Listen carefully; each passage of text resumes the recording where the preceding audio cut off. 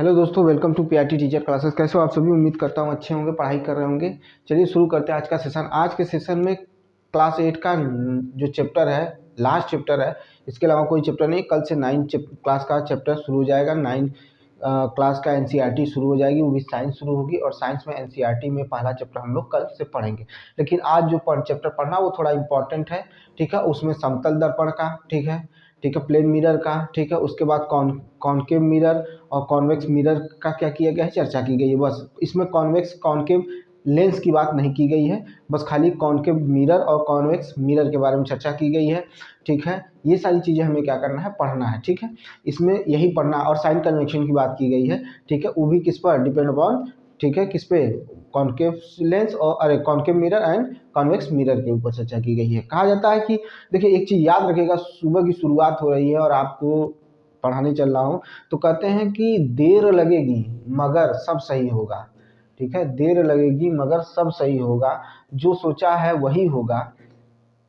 दिन बुरे हैं, ठीक है, दिन बुरे हैं, जिंदगी नहीं, ठीक है। तो आपकी ज़िंदगी नहीं बुरी है, आपके दिन बुरे हैं। इस दिन को काटिए, अच्छे से काटिए और समय के साथ चलते रहिए। समय के साथ मतलब ये नहीं कि छोड़ दें समय को, मतलब अपने में ही मगन हो जाए, या कहा जाता है कि बस सोच ले कि ये होगा ही नहीं। नहीं, ऐसा नहीं है। अगर आपने सोचा है तो एक बार ज़रूर प्रयास करिए। मेरे कहने पर एक बार शुरू से फिर प्रयास करिए, ठीक है। फिर से मेहनत करना शुरू करिए, ठीक है। सफलता मिलेगी। आप कभी भी, जिस दिन आपने ठान लिया कि मैं हार गया, समझ लीजिए आपने मान लिया, ठीक है। जिस दिन आपने ठान लिया कि मैं हार गया, उस दिन से आप मान लीजिए कि आप हार गए हैं, ठीक है। लेकिन जिस दिन ठान लिया तो आप कर ले जाएंगे। कि अगर आपने ठान लिया कि हमें करना है तो करना है, हम करेंगे, चाहे जैसे करेंगे लेकिन करेंगे, ठीक है।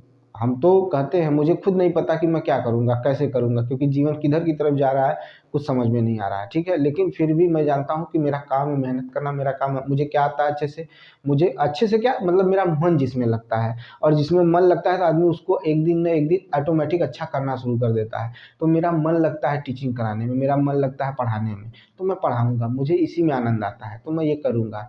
अब जिसको पढ़ना होगा पढ़ेगा, नहीं पढ़ना होगा कोई बात नहीं, ठीक है। लेकिन मेरा जो कर्तव्य है, जो मेरा कर्म है, वो मैं करूँगा। मेरा काम है पढ़ाना, मेरा काम है आप लोगों को सिखाना, ठीक है। मुझे यही आता है, मुझे इसके अलावा कुछ नहीं आता है, तो मैं इसी में मेहनत करूँगा और जी तोड़ मेहनत करूँगा। अभी तो कम कर रहा और करूँगा, ठीक है। क्योंकि भाई गवर्नमेंट जॉब सबको चाहिए, ठीक है। तो टीचिंग में गवर्नमेंट जॉब मुझे भी चाहिए, आपको भी चाहिए। तो मुझे जब तक नहीं मिलेगा तब तक तो मेहनत करूँगा। आप लोगों के लिए साथ मेहनत करूँगा, आप भी करिए, हम भी करते हैं, देखते हैं क्या होता है आगे लाइफ में। तो पढ़ते रहिए, मेहनत करते रहिए, पीछा मत छोड़िएगा किसी भी चीज़ का। एक दिन न एक दिन आपका क्या हो जाएगा, पूरा हो जाएगा, ठीक है। याद रखिएगा, याद रखिएगा। किसी और एक चीज़ ये नहीं कि अगर मैंने बोल दिया कि कोई भी चीज़ के पीछे आप पढ़ेंगे वो आपकी हो जाएगी, नहीं, ऐसा नहीं है। इंसानों पे ये लागू नहीं होता है, ठीक है। ये लागू होता है किताबों पर, जानवर पर भी लागू हो सकता है, ठीक है। या कोई चीज़ ऐसी ड्रीम, जैसे कहीं आपको घूमने जाना है, कुछ अलौकिक चीज़ें देखनी है, ठीक है, तो ये सब पूरा हो सकता है। लेकिन आप सोचिए कि कोई इंसान जिसे आप पाना चाहते हैं वो आ जाएगा, तो वो नहीं आएगा। उसकी मर्जी होगी तभी आएगा। अगर उसकी मर्जी नहीं होगी ना, तो आप वहीं पर कहते हैं ना, गला काट लीजिएगा, वो नहीं आएगा। आपके दुःख दर्द को नहीं समझेगा, क्योंकि उसको आपके साथ रहना ही नहीं है, उसको आप पसंद ही नहीं है। तो जब आप पसंद नहीं है, जब आपसे वो प्रेम नहीं करता है, जब आपके साथ नहीं रहना चाहते, क्यों किसी के पीछे भागना, क्यों किसी के पीछे परेशान होना। अगर वो अपनी ज़िंदगी में अच्छा से खुश रह सकता है तो आप भी खुश रहिए, मेहनत करते रहिए, लाइफ बदलिए, अपनी लाइफ बदल लीजिए। हज़ारों अच्छे लोग मिल जाएँगे। कौन कहता है कि यहाँ कमी है? सब एक से बढ़ के एक लोग यहाँ पर हैं, एक से बढ़ के एक अच्छे लोग हैं, एक से बढ़ के एक बुरे लोग मिलेंगे। आपके ऊपर डिपेंड करता है कि आप कहाँ जाना चाहते हैं। आपके अंदर बुराई आनी ये शुरू हो जाएगी, आप बुरे होते जाएँगे तो आपको बुरे से बुरे लोग मिल जाएँगे।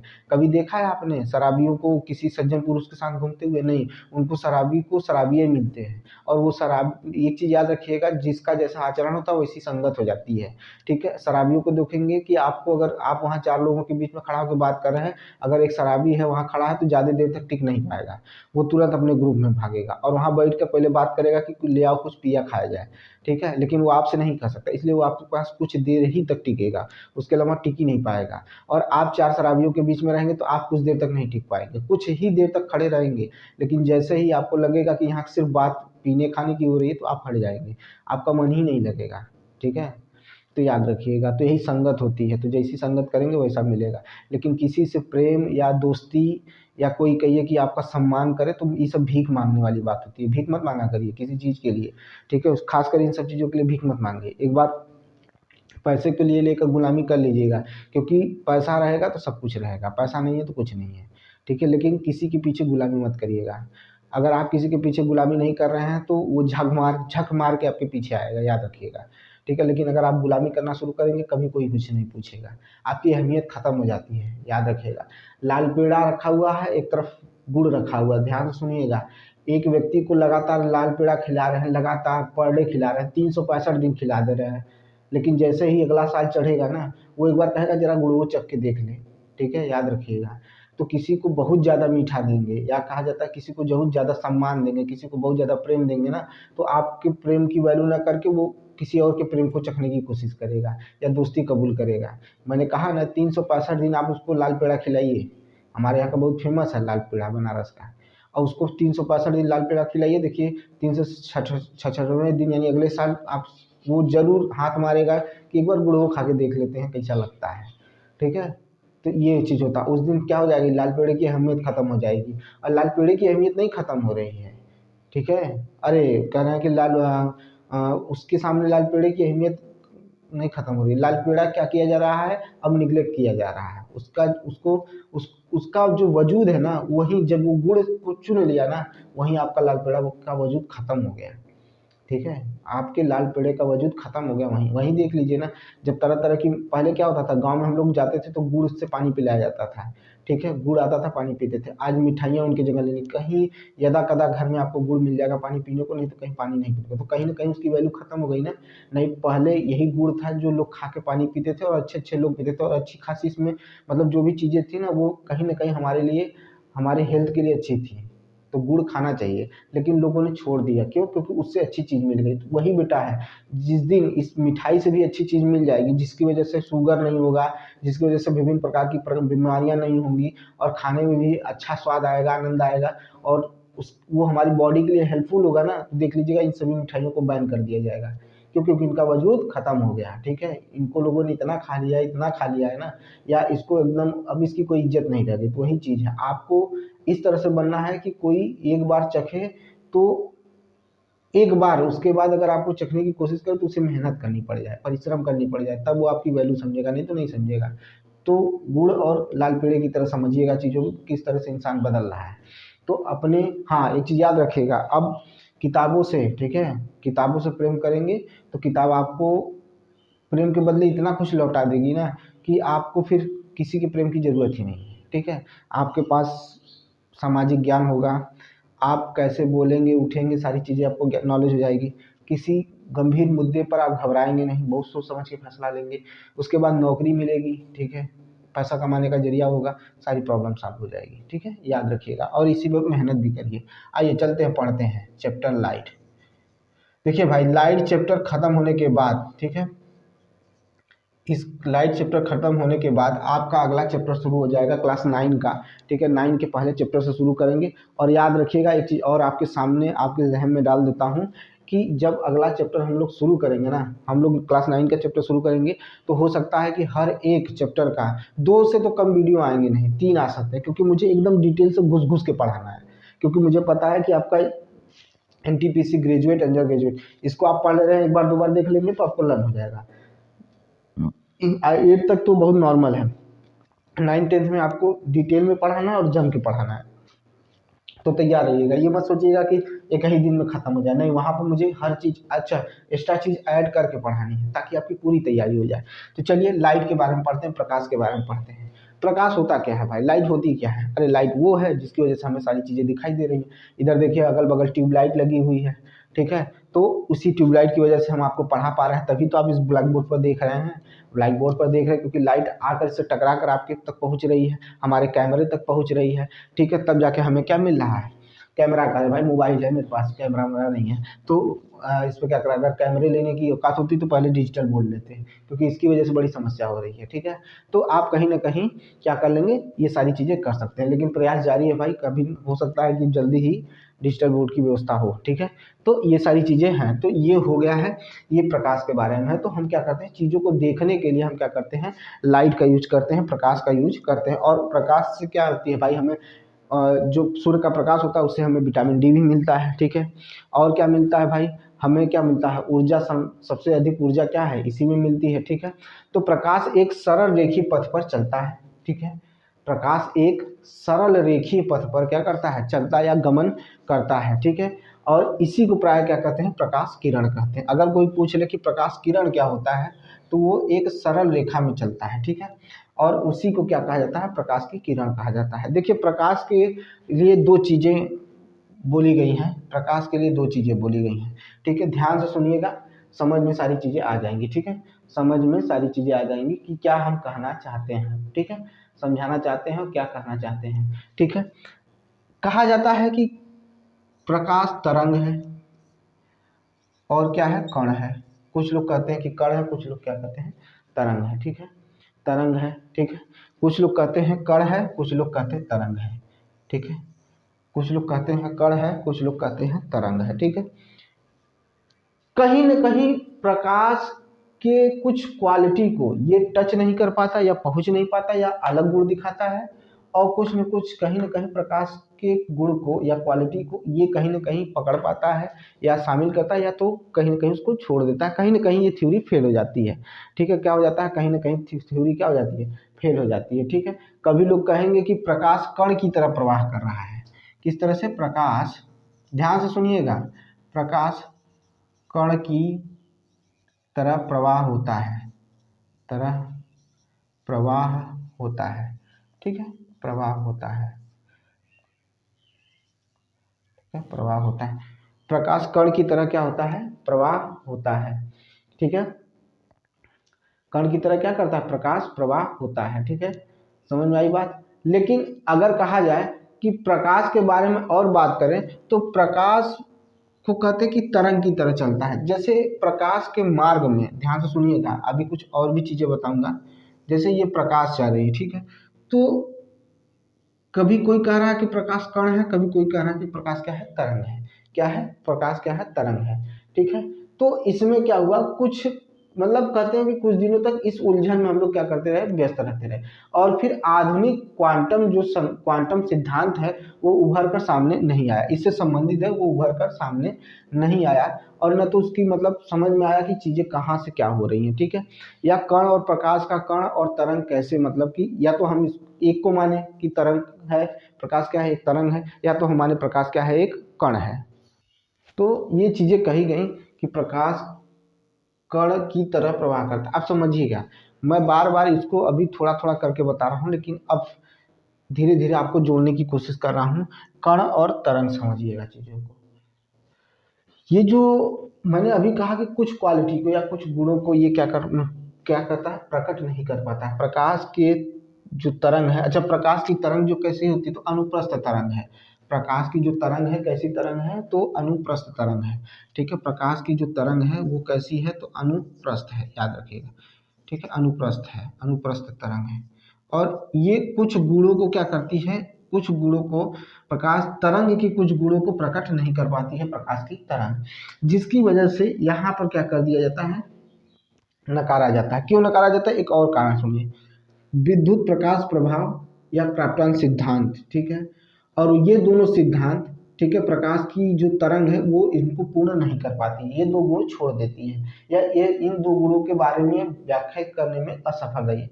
तो इनकी व्याख्या कौन कर रहा है, तो कण करता है। अच्छा, किसके आधार पर, तो आइंस्टीन के फोटॉन सिद्धांत पर क्या करता है, कण क्या करता है, चाहे प्रकाश का जो सिद्धांत है, प्रकाश प्रभाव सिद्धांत है, और उसके बाद प्रपटान सिद्धांत है, उनकी क्या करता है, व्याख्या करता है। और किसके द्वारा कराया जाता है, तो फोटान के सिद्धांत के द्वारा। और फोटान का सिद्धांत किसने दिया था, तो ये दिया था, किसने दिया था, तो आइंस्टाइन ने दिया था। और क्या कहा था कि जो प्रकाश के जो मतलब आती है ना, वो कण के रूप में आती है और बंडल के रूप में आती है, ठीक है, बंधी हुई बंडल के रूप में आती है, ठीक है। ये चीज समझ लीजिएगा। तो ये हमारा अंदर है, ये कुछ गुणों का मतलब जो बता नहीं पाती, जबकि कण उनके गुणों को बताता है, ठीक है। लेकिन कुछ न कुछ इसमें भी कमी, इसी वजह से प्रकाश को न तो कण कहा गया है, न तो तरंग कहा गया है। हाँ, ये अनुप्रस्थ तरंग की तरफ होता है, जैसे आपका विद्युत चुंबकीय प्रभाव देखेंगे वहां पर, तो उसी तरह से ये भी है। तो चलिए आगे चलते हैं। इसी में एक लाइन पढ़ना है, बहुत इंपॉर्टेंट है। विवर्तन, क्या पढ़ना है? विवर्तन। यहाँ से क्वेश्चन पूछता भाई, इसमें जो भी टॉपिक हम पढ़ाएंगे, जो भी चीज़ें आपको सिखाएंगे, याद रखिएगा सब इंपॉर्टेंट होंगे। क्या होंगे? सब इंपॉर्टेंट होंगे। आप उसको नकारिएगा नहीं, न तो उसको मतलब उसका करिएगा, क्योंकि आपको इंपॉर्टेंट चीज़ें बताने चल रहे हैं और ये पूछा जाता है, इस वजह से पढ़ाने चल रहे हैं। तो समझ लीजिएगा, बहुत मतलब ये नहीं कि छोड़ दें उसको, ठीक है। तो देखिए क्या कर रहा है, विवर्तन, विवर्तन, ठीक है, यही पढ़ने चल रहे हैं। विवर्तन क्या होता है, ठीक है, विवर्तन क्या होता है समझिएगा। देखिए हम क्या कर रहे हैं, एक छोटा सा कण जो अपारदर्शी है, ठीक है, जैसे ये है हमारा, ये सतह है, इसी पर एक छोटा सा कण, ये एक छोटा सा कण हमने क्या कर दिया, रख दिया, ठीक है, दिखाई दे रहा है। एक छोटा सा कण क्या कर दिया हमने, रख दिया, हाँ दिख रहा है, एक छोटा सा कण रख दिया। अब लाइट इधर से आ रही है, ठीक है, तो ये जो छोटा सा कण है जो अपारदर्शी है, तो क्या होता है, यह अत्यंत छोटा है, याद रखिएगा, अपारदर्शी भी है और अत्यंत छोटा भी है। तो लाइट क्या होती है, सीधी रेखा में प्रकाश की किरण जो होती है वो सीधी रेखा में चलायमान होती है, चलती है, ठीक है। तो जब यहाँ पहुँचेगी ना, तो वो सीधी रेखा में चलने के बजाय क्या होगी, थोड़ा सा मुड़ जाएगी, थोड़ा सा क्या करेगी, मुड़ जाएगी। लेकिन ये ऐसा कब होगा, अत्यंत सूक्ष्म कण रखने पर। ये नहीं कि आप माचिस का डिब्बा रख दे रहे हैं, वो नहीं, ठीक है, समझ में आई बात। मैच बॉक्स नहीं रख के कर सकते हैं, लेकिन ये अत्यंत छोटा कण है, तो वो क्या करेगी, जैसे ही इससे टकराएगी तो इससे मुड़ने का प्रयास करेगी। इसी पूरी घटना को क्या कहा जाता है, विवर्तन कहा जाता है। इसी प्रभाव को क्या कहा जाता है, विवर्तन कहा जाता है, या प्रकाश का विवर्तन कहा जाता है, ठीक है। देखिए मैं लिख भी देता हूँ,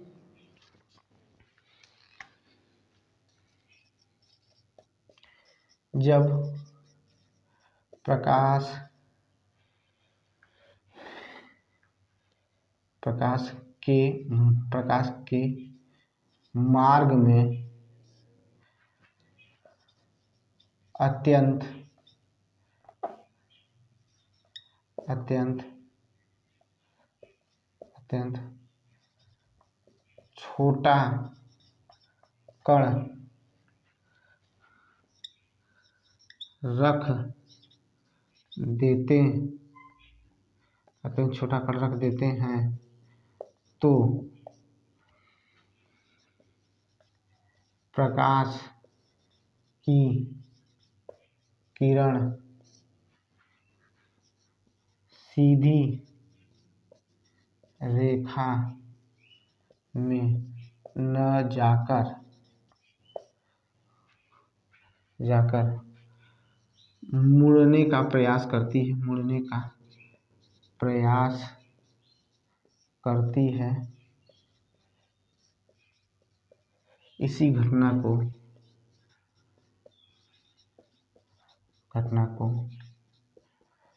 विवर्तन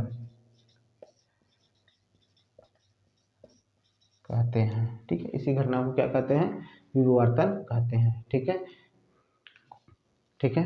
क्या करती है, प्रयास करती है या मुड़ने लगती है, तो इसी घटना को क्या कहते हैं, विवर्तन कहते हैं। इसी घटना को क्या कहते हैं, जब प्रकाश के मार्ग में अत्यंत छोटा कण रख देते हैं। अच्छा, वो अत्यंत छोटा कण कैसा होगा, देखिए लिखना भूल गए, अपारदर्शी अत्यंत छोटा कण, ठीक है, ठीक है, अत्यंत छोटा कण, या वो क्या होगा, अपारदर्शी होगा, तो रख देते हैं, तो वो प्रकाश की किरण सीधी रेखा में, ठीक है, प्रकाश की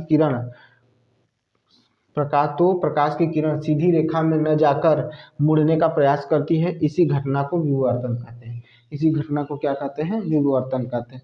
और याद रखिएगा जो भी रखे हैं वो क्या है, अपारदर्शी है, ठीक है, कैसा है, अपारदर्शी है। इसी घटना को क्या कहते हैं, विवर्तन कहते हैं, ठीक है। समझ में आई बात, क्या कहते हैं, प्रकाश का विवर्तन कहते हैं।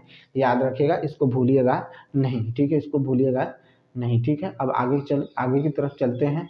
अब प्रकाश का परावर्तन पढ़ेंगे, क्या पढ़ेंगे, प्रकाश का परावर्तन पढ़ेंगे, ठीक है। प्रकाश का परावर्तन यानी लॉ ऑफ रिफ्लेक्शन पढ़ेंगे, ठीक है। क्या पढ़ेंगे, लॉ ऑफ रिफ्लेक्शन पढ़ेंगे। प्रकाश का परावर्तन हम लोग पढ़ने चल रहे हैं, ठीक है।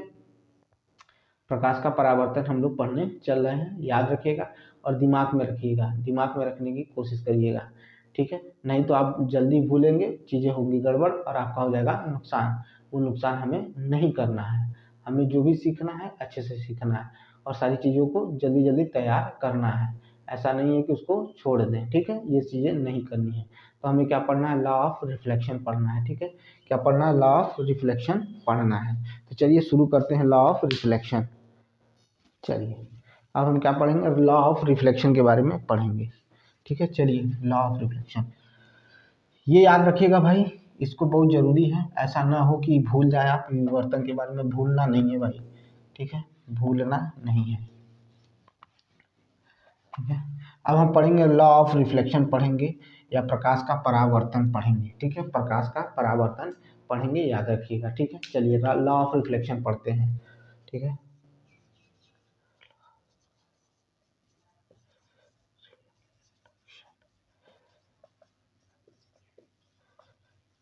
प्रकाश का परावर्तन, प्रकाश का परावर्तन पढ़ेंगे, क्या पढ़ेंगे, प्रकाश का परावर्तन पढ़ेंगे, ठीक है, प्रकाश का परावर्तन पढ़ेंगे, ठीक है। ये वह पर नहीं रहेगा तब रहेगा, प्रकाश का परावर्तन पढ़ेंगे, लॉ ऑफ रिफ्लेक्शन पढ़ेंगे। समझिएगा लॉ ऑफ रिफ्लेक्शन क्या होता है। एक मतलब कहते हैं, ध्यान से देखिए समझिएगा, इसमें दो नियम है जो बहुत ही इंपॉर्टेंट है, लेकिन उससे पहले पहले ये बता दिया जाए कि मतलब यह लागू किस पे होता है। तो याद रखिएगा, जो प्रकाश का परावर्तन होता है वो समतल दर्पण के साथ साथ जो भी, जैसे और भी जो दर्पण होते हैं, ठीक है, समतल दर्पण के साथ साथ जो भी और भी जो सभी प्रकार के जो परावर्तक पृष्ठ होते हैं, ठीक है, जैसे कि आपको कह सकते हैं कि परावर्तक पृष्ठ वो होता है जो क्या करता है, मैक्सिमम जो प्रकाश की किरणों को होता है वो क्या कर देता है, परावर्तित कर देता है, ठीक है। अपने परावर्तित पृष्ठ से क्या करता है, मैक्सिमम प्रकाश की किरणों को परावर्तित कर देता है, इसी को प्रकाश का परावर्तक कहते हैं और मैक्सिमम सभी में ये देखने को मिलता है। अब क्या होता है, आपके घर का आईना उठा लीजिए, ठीक है, ये प्रकाश के परावर्तन नियम को बहुत अच्छे से बताता है, ठीक है। तो इस पर जो भी किरण, प्रकाश की किरण पड़ती है वो रिफ्लेक्ट होकर आप तक आती है, ठीक है, और वो लगभग मैक्सिमम प्रकाश की किरणें रिफ्लेक्ट होकर आपके तरफ आती हैं, याद रखिएगा, ठीक है। तो क्या करेंगे कि उच्च कोटि का पॉलिश किया हुआ, उच्च कोटि से पॉलिश किया हुआ क्या करेंगे, एक दर्पण ले लेंगे, जैसे आपके घर में लगा होता है, ठीक है, आपके घर में क्या होता है, लगा होता है, उसकी चर्चा कर रहे हैं। अब क्या करेंगे, हम इसको क्या करेंगे, एक इसके सामने एक वस्तु को रखेंगे, इसके सामने क्या करेंगे, एक वस्तु को रखेंगे, ठीक है। तो इस पर, इस दर्पण पर पड़ने वाली अधिकांश प्रकाश की किरण क्या हो जाएगी, परावर्तित हो जाएगी और वो वस्तु हमें दिखाई देगा। अब कैसा दिखाई देगा, इसके बारे में बात कर लेते हैं। तो वो वस्तु जो दिखाई देगा वो आभासी होगा और सीधा होगा। कैसा होगा, आभासी और सीधा होगा। तो इससे ये निकल के आता है कि समतल दर्पण या वो दर्पण जो पूरे प्रकाश को, लगभग मैक्सिमम प्रकाश की किरणों को परावर्तित कर देता है, वो क्या कहलाता है आपका, वो क्या कहलाता है, उसके जो प्रतिबिंब होंगे वो क्या कहलाएंगे, अक्सर आपको आभासी और सीधा देखने को मिलेगा, ठीक है, अक्सर आभासी और सीधा देखने को मिलेगा, ठीक है। क्लियर है, अगर इतनी बात क्लियर है तो आगे की तरफ चले। तो ये क्या कह रहा है, सीधा दिखता है, ठीक है, और साइज के बराबर दिखता है। कैसा दिखता है, साइज के बराबर दिखता है, ठीक है, साइज के बराबर दिखता है। तो साइज जितनी बड़ी रहेगी उतना बड़ा ही दिखाई देगा, ठीक है, साइज जितनी बड़ी रहेगी उतनी बड़ा ही दिखाई देगा। और दर्पण पर बनने वाला, जो समतल दर्पण पर बनने वाला प्रतिबिंब होता है वो आपसे उतना ही दूर बनेगा जितनी दूरी पर आप दर्पण से खड़े हैं। दर्पण से जितनी दूरी पर आप खड़े हैं उतनी ही दूरी पर वो बनेगा। आपको पार्श्व परिवर्तन देखने को मिलेगा। क्या देखने को मिलेगा, तो पार्श्व परिवर्तन देखने को मिलेगा, ठीक है। तो चलिए शुरू करते हैं। हमने कहा कि एक उच्च कोटि का कोटि का पॉलिश पॉलिश किया हुआ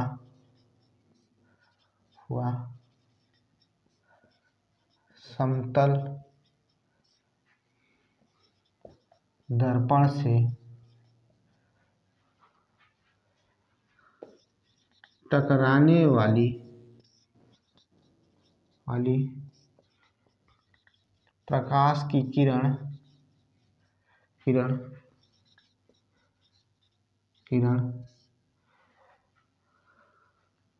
प्रकाश की अधिकांश सभी किरण, प्रकाश की अधिकांश सभी किरण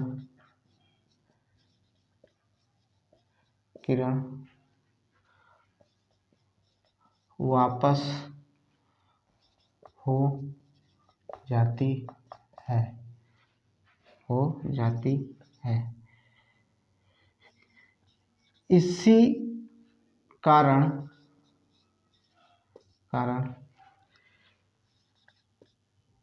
किरण के परावर्तन के नियम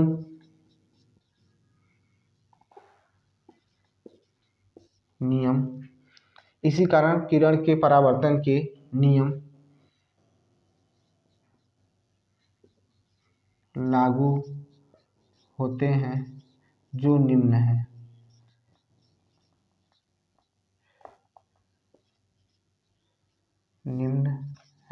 अब क्या नियम क्या है? पहला नियम क्या है, सुनिए ध्यान से। पहला नियम क्या है? पहला नियम ये है कि आपतन कोण परावर्तन कोण के क्या होता है? बराबर होता है। हमने क्या कहा? आपतन कोण इंसिडेंट रे,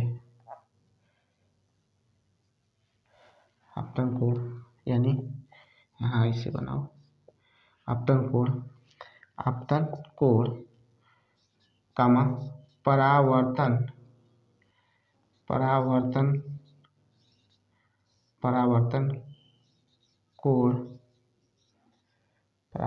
कोण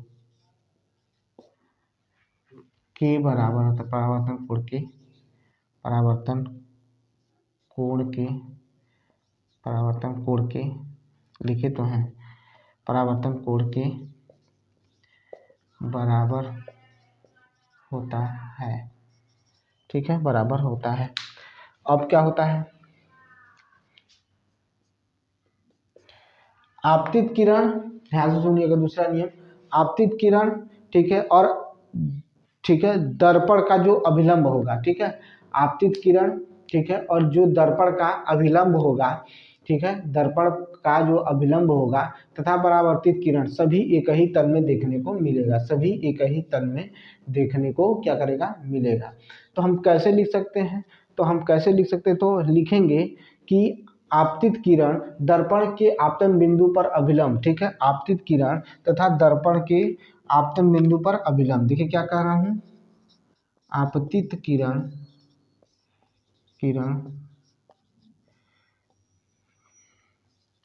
दर्पण के आपतन बिंदु पर अभिलंब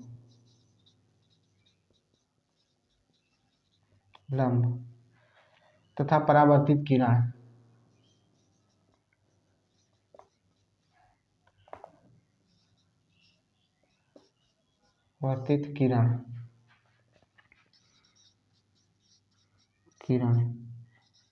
तीनों एक ही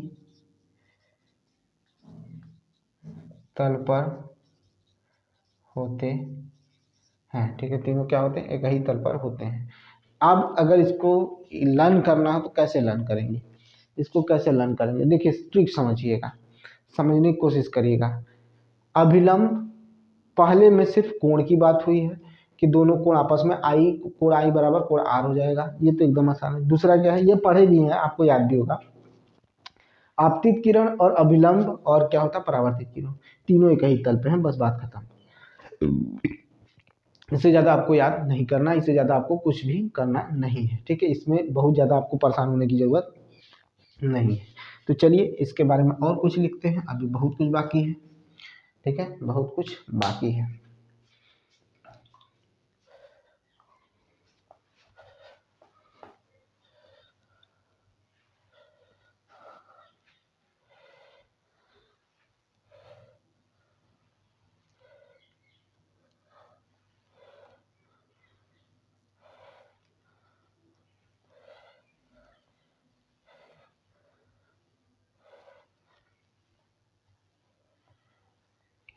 जो चीज़ पढ़ रहे हैं ना वो लॉ ऑफ रिफ्लेक्शन में ही पढ़ रहे हैं, लेकिन प्लेन मिरर के लिए पढ़ रहे हैं। देखिए प्लेन मिरर के लिए क्या होगा, सुनिएगा ध्यान से, क्योंकि आपको बताना जरूरी है। प्लेन मिरर, इसीलिए मैंने ये हेडिंग नहीं दिया हुआ उसमें, एक ही में जोड़ दिया है। ठीक है, जब आप बुक खोलेंगे एनसीईआरटी की उसमें अलग नहीं किया, मैं अलग करके पढ़ा दे रहा हूँ ताकि अगर समतल दर्पण से कोई भी क्वेश्चन बने तो आप उसको कर लें। और पॉइंट वाइज लिखवाऊंगा, ऐसा नहीं है कि आपको पूरा भर भर के लिखवाऊंगा, भर के नहीं लिखवाने की जरूरत है। आपको छोटा देना है और ऐसा देना है जो जिसे कहा जाता है मास्टरपीस, इस तरह से देना है ताकि आपकी चीज़ें क्या हो जाए, समय रहते ही तैयार हो जाए और आपको कम से कम लिखना पड़े और ज़्यादा से ज़्यादा क्या हो, चीज़ें आपको याद हो जाए, ये चीज़ ज़रूरी है। बहुत बड़ा पोथी भरने से कुछ नहीं होने वाला है। ठीक है, तो हम आपको ये समझिएगा कि सर रिवाइज करा रहे हैं, सर हमको पढ़ा नहीं रहे, रिवाइज करा रहे हैं, जो हम भूल रहे हैं उनको याद करा रहे हैं, बस हम आपको पढ़ा नहीं रहे हैं, ये मत सोचिएगा कि पढ़ा रहे हैं। ठीक है, और लिखने की कोशिश कम करिए, क्योंकि वहाँ लिखना आपका नहीं देखा जाएगा, आप पीसीएस यूपीएससी देखिएगा तब लिखिएगा। अभी सिर्फ आप ऐसे में साइंस में जो लर्न करना है, एक बार दो बार वीडियो देखिए, फिर उसके बाद अपने से जो पढ़ाया गया पूरा एक एक टॉपिक को अपने दिमाग में चर्चा करिए, घूम घूम के चर्चा करिए। जो काम कर रहे हैं काम करते रहिए, लेकिन फालतू चीज़ें मत सोचिए। यही सोचिए कि हाँ दर्पण में क्या होता है, फिर आगे कॉनकेव मिरर, कॉन्वेक्स मिरर में क्या होगा, फिगर कैसा बनेगा, अपने दिमाग को दौड़ाते रहिए। तो आपकी जो चीज़ें हैं ना वो क्लियर होती चली जाएंगी, क्योंकि आप जिसके बारे में सोचते हैं, जिसके बारे में करते हैं ना वो अच्छे से याद रहता है। लेकिन जब आप पढ़ाई के बारे में सोचते हैं तो थोड़ी देर सोचते हैं, उसके बाद नहीं सोच पाते। लेकिन आप हैबिट बनाइए, आप भी सोचना शुरू हो जाएंगे, आपको चीज़ें लर्न होने चालू हो जाएंगे। तो प्लेन मिरर की खासियत देखिए क्या होता है, एक तरफ क्या होता है, हाईली पॉलिश्ड होता है पहली चीज़, और अधिकांश प्रकाश की किरणें इससे भी क्या हो जाती है, परावर्तित हो जाती है, यानी लॉ ऑफ रिफ्लेक्शन को ये फॉलो करता है। ठीक है, लॉ ऑफ रिफ्लेक्शन को क्या करता है, फॉलो करता है। ठीक है, लॉ ऑफ रिफ्लेक्शन को फॉलो करता है। ठीक है, तो समतल दर्पण द्वारा जो प्रतिबिंब बनाया जाएगा, तो लिख रहा हूं मैं पहला, ठीक है, गुण बता रहा हूं। ठीक है, समतल दर्पण द्वारा बनाया गया प्रतिबिंब प्रतिबिंब हमेशा हमेशा आभासी आभासी व सीधा होता है।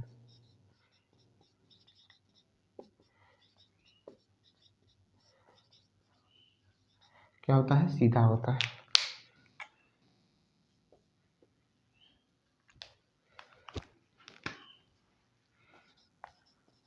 समतल दर्पण पर बनने वाला बनने वाले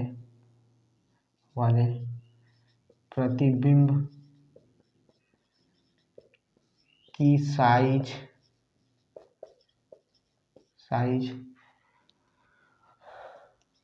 वस्तु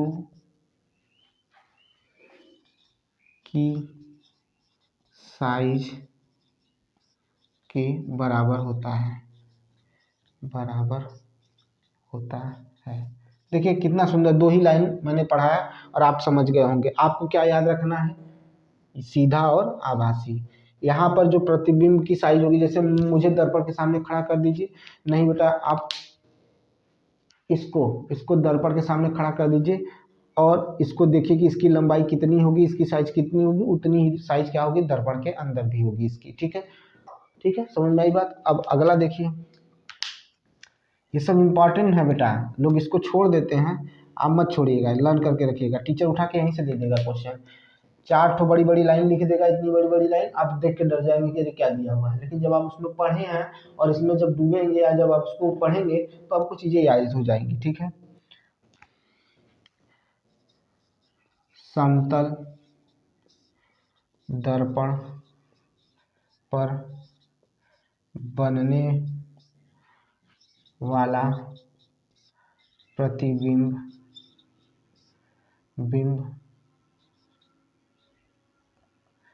प्रतिबिंब बिंब की दूरी दर्पण से उतनी ही होगी उतनी ही होगी जितनी दूरी पर दूरी पर वस्तु वस्तु दर्पण के सामने रखी गई है। दूरी उतनी ही दूरी पर वस्तु दर्पण के सामने रखी गई है। जैसे मान लीजिए कि हम कोई भी चीज़ क्या कर रहे हैं, 1 फीट की दूरी पर रख रहे हैं कोई चीज़ को, तो दर्पण में बनने वाला प्रतिबिंब भी क्या होगा, 1 फीट की दूरी पर ही बनेगा। यानी वस्तु दर्पण पर बनने वाला प्रतिबिंब की दूरी दर्पण से और वस्तु की दूरी दर्पण से दोनों आपस में क्या हो जाएंगे, बराबर होगा। 1 फीट की दूरी पर वस्तु को रखें तो अंदर बनने वाला प्रतिबिंब भी क्या होगा, 1 फीट की दूरी पर होगा।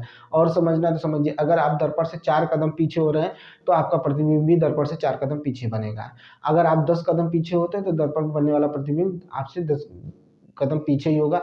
लेकिन जैसे जैसे आप जैसे दर्पण से दूर होते जाएंगे, आपकी साइज भी क्या होती जाएगी, दर्पण की अपेक्षा क्या होती है, कम। उसी तरह से दर्पण के अंदर प्रतिबिंब की भी साइज क्या होती जाएगी, कम होती जाएगी। लेकिन बनेंगे बराबर ही, याद रखिएगा, वो रहेंगे बराबर है। तो समतल दर्पण पर बनने वाला प्रतिबिंब की दूरी बनने वाले प्रतिबिंब की दूरी दर्पण बनने वाले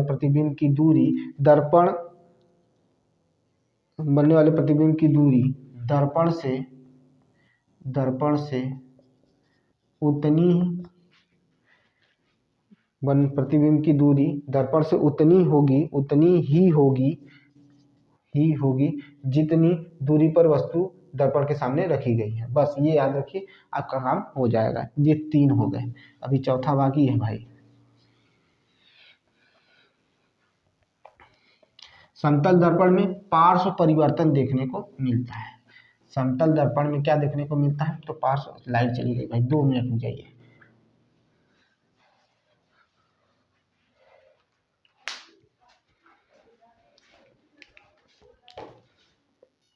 चलिए अब देखिए, जरा समझिएगा। अगर हम आपको प्लेन मिरर पर दिखाए फिगर तो कैसे दिखा सकते हैं, ऐसे खींच लीजिए। ये एक तरफ हाईली पॉलिश्ड है, ठीक है, ये क्या है, एक तरफ हाईली पॉलिश्ड है, ठीक है, और यहाँ से इंसिडेंट रे आ रही है, ठीक है, इंसिडेंट रे आई और ये ऐसे चली गई। यहाँ पर क्या कर लिया हम लोगों ने, नॉर्मल खींच लिया, ठीक है। ये है आपकी इंसिडेंट रे, ठीक है, जिसे आई कहेंगे, और ये कहेंगे आपका एंगल आर, ठीक है, ये हो गया। तो यहाँ से क्या आ रही है, इंसिडेंट रे आ रही है, ठीक है, इंसिडेंट रे आ रही है, ठीक है, इंसिडेंट रे आ रही है। और यहाँ से क्या हो रही है, रिफ्लेक्टेड रे, ठीक है, और यहाँ पर भी रिफ्लेक्टेड रे, ठीक है। ये चीज़ आपको देख लीजिए, ये कुछ बताने वाली चीज़ नहीं है।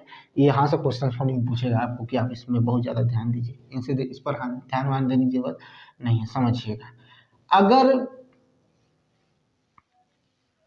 दर्पण का ध्यान से रखिएगा कि अगर दर्पण का पृष्ठ कैसा हो जाए, वक्रीय हो जाए, कैसा हो जाए, वक्रीय हो जाए, ठीक है, कैसा हो जाए, तो वक्रित हो जाए या वक्रीय हो जाए, तो उसे कैसा कहेंगे, तो उसे वक्रित पृष्ठ या वक्रित दर्पण कहेंगे, ठीक है, याद रखिएगा। इसी प्रकार से अगर हम बात करें कि जिस दर्पण का, ठीक है, जिस दर्पण का, ठीक है, आकार, ठीक है, जिस दर्पण का आकार अगर हम देखें या जिनका परावर्तक पृष्ठ, ठीक है, ऐसे दर्पण जिनका परावर्तक पृष्ठ क्या हो, गोलीय हो, तो उसे क्या कहेंगे, गोलीय दर्पण कहेंगे। ऐसे परावर्तक पृष्ठ जिनका जो परावर्तक पृष्ठ दर्पण मतलब गोलीय हो, ठीक है, गोलीय हो, ऐसे पृष्ठों को क्या कहा जाता है, गोलीय दर्पण कहा जाता है।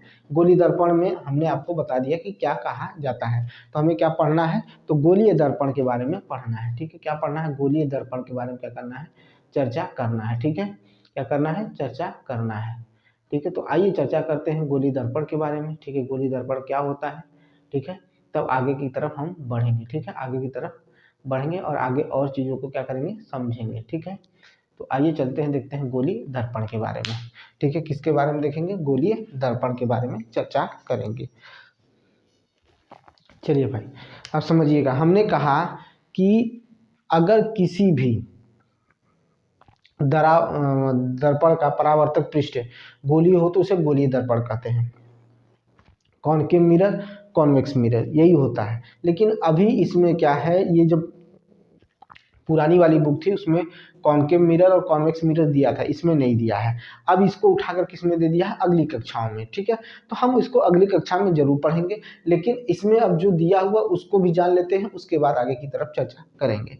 अब इसमें दिया है रेगुलर रिफ्लेक्शन और इरेगुलर रिफ्लेक्शन, रेगुलर रिफ्लेक्शन और इरेगुलर रिफ्लेक्शन यानी नियमित, ठीक है, परावर्तन और अनियमित परावर्तन, यही देखना है। रेगुलर रिफ्लेक्शन और इरेगुलर रिफ्लेक्शन, रेगुलर रिफ्लेक्शन और इरेगुलर रिफ्लेक्शन के बारे में पढ़ना। तो पहले हम लोग पढ़ लेते हैं इरेगुलर, ठीक है, इरेगुलर, ठीक है, रिफ्लेक्शन, ठीक है, अनियमित, नियमित परावर्तन, अनियमित परावर्तन, ठीक है, हमें ये पढ़ना है, अनियमित परावर्तन पढ़ना है, ठीक है, अनियमित परावर्तन पढ़ना है। देखिए अब हम फिगर से समझते हैं, ठीक है, ये हो गया। अब इस पर जब लाइट की जो सरल रेखा में जो लाइट आ रही है, जो सीधी रेखा में लाइट जो आ रही है, या कहा जाए कि सभी समांतर किरणें इस पर आ रही हैं, इस तरह से, इस तरह से आ रही हैं, इस तरह से आ रही हैं, ठीक है, इस तरह से, तो वो कहीं ना कहीं क्या हो जाएंगी, वो कहीं ना कहीं क्या हो जाएंगी, क्योंकि यह किस सतह से टकरा रही है, तो अनियमित सतह से टकरा रही है। तो कोई ऐसे जाएगा, तो कोई ऐसे चला जाएगा, कोई ऐसे चला जाएगा, कोई इस तरह से चला जाएगा, कोई इस तरह से चला जाएगा। अनियमित हमको क्या देखने को मिलेगा, परावर्तन, ठीक है। जो रेखाएं हैं वो तो समांतर दिशा में आएंगी, समांतर होंगी, लेकिन इससे टकराने के बाद जब इससे टकराएंगी तो वो विसरित होने लगेंगी, यानी इसको विसरित भी जानते हैं। तो इसमें क्या होगा, डिफ्यूजन इसको कहा जाता है। तो ये क्या हो जाएगा, ये अनियमित तौर से जाना शुरू कर देंगे, यानी जो एक समांतर रेखा में लाइटें आ रही थी, अब वो लाइटें क्या हो गई, टकराकर मतलब चाहे जिधर की तरफ क्या हो जाएंगे, बिखर जाएंगे। इसी को कहा जाता है इरेगुलर, क्या कहा जाता है, इरेगुलर या विसरित परावर्तन कहा जाता है। इरेगुलर या विसरित परावर्तन या नियमित अनियमित परावर्तन कहा जाता है, ठीक है, या इसी को डिफ्यूज भी कहा जाता है। याद रखिएगा, ये चीजें समझ में आ गई हैं, क्योंकि इसमें बहुत कठिन नहीं है, ठीक है। अभी इसी में नेत्र दिया हुआ है, नेत्र को उठाकर ला कर दे दिया है, तो उसके बारे में पढ़ाएंगे, ठीक है। पहले इसको समझिए। अब हमें पढ़ना है रेगुलर, क्या पढ़ना है, रेगुलर रिफ्रैक्शन।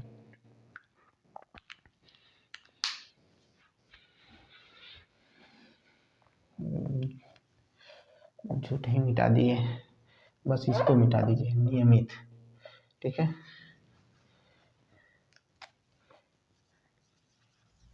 रेगुलर रिफ्लेक्शन, ठीक है, रेगुलर रिफ्लेक्शन, यही पढ़ना है, रेगुलर रिफ्लेक्शन। अब रेगुलर रिफ्लेक्शन में क्या देखेगा, एक मतलब जो सतह है वो क्या हो, एकदम सीधा हो, सतह कैसी है, सीधा है। अब इस पर जो आएगा लाइट, इस पर जो लाइट आएगी, ये देखिए इस पर जो लाइट आ रही है, ऐसे ही आएगी सभी,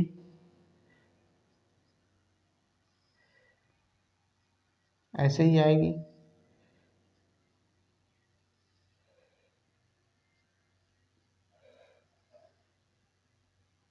ऐसे ही आएगी। और जब आएगी तो ये कैसे की तरफ होगी, ऐसे चली जाएगी, ये भी ऐसे चली जाएगी, ये भी ऐसे चली जाएगी, ये भी ऐसे चली जाएगी, ये भी ऐसे चली जाएगी, ये भी ऐसे चली जाएगी,